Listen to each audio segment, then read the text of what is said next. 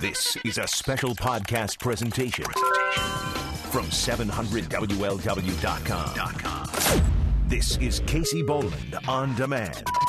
Talk to Casey Boland here for a minute because, Casey, first of all, we tend to think that we know a lot more about various subjects than we actually do.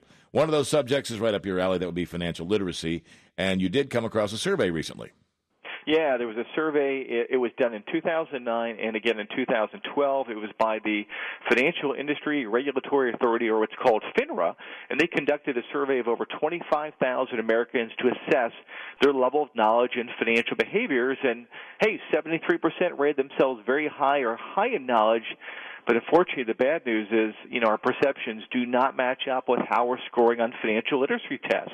73% rated themselves high or very high? Yeah, and so we have that effect of thinking we know a lot more about subjects and matters than we really do. I mean, it's similar to, Jimmy Kimmel and the skits he's done on his show called Lie Witness News, and that's lie, not live.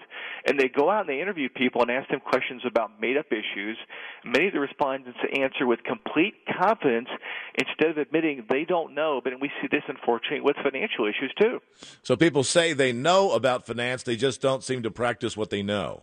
That's right. So over 75% said they were good with day-to-day finances, but a third admitted to only paying the minimum on credit cards, racking up fees for late payments, using their cards for cash advances. And surprisingly, those who filed for bankruptcy in the 2 previous years rated their financial knowledge more highly than everybody else.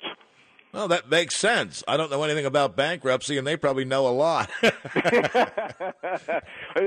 again, hopefully maybe they've learned from those issues at this point in time. But, hey, they need to now put that into practice. So, we're all incompetent at something. And fortunately, I even see this problem in the financial services industry. I see people sometimes who seem to have all the answers on every subject matter. You just can't have that. You have to be willing to learn from your mistakes and have a little bit of humbleness here. We are all incompetent at something, but incompetence should lead to caution and the desire to be well-informed. And, in some cases, it may be working with an advisor. All right. Casey Boland with Hanghold Capital Management. Just ahead, what do we have coming up? A sold-out Bengals game. What to do about that? And also what Scott Sloan has just ahead, 700 WLW.